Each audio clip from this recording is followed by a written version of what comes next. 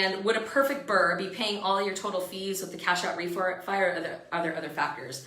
I mean, that would be ideal if you can pull all of your capital back out. It's just that in today's lending environment, because the loan to value isn't as high as it used to be as far as what's available, it is sometimes difficult to pull all of the capital back out. So would a perfect BRRR be pulling out all your fees? Sure. But here's what the other pieces of it are. It depends on what you're trying to accomplish. If you're trying to have more cash flow, you don't necessarily want to pull all the cash out because it's going to make you have a higher loan.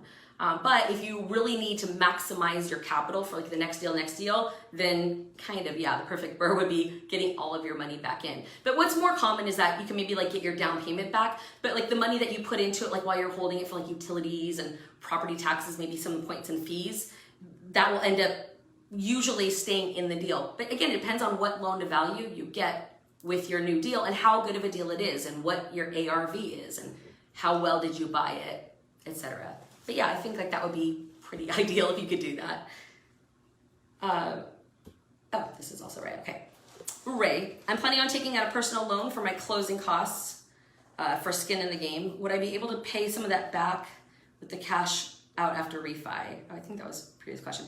Would you recommend a better way to fund closing costs? I have stocks, but I don't want to sell and pay for capital gains, but it may just be about the same as paying interest on a loan.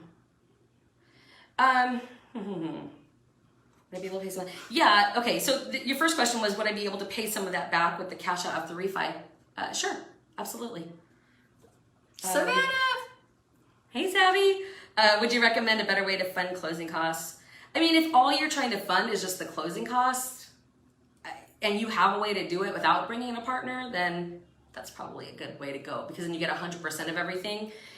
And frankly, even if you did have to pay for stocks, if you can get a personal loan and then keep your stocks, that's probably a better situation for you because you're leveraging more. And then if for some reason you ended up needing capital later, then you could sell your stocks then and make the decision, which is a better position to be than you've already sold your stocks and now you have to go get a loan and what if the loan's not available? So I'd say that that's a reasonable way to do it if that's all you're trying to fund.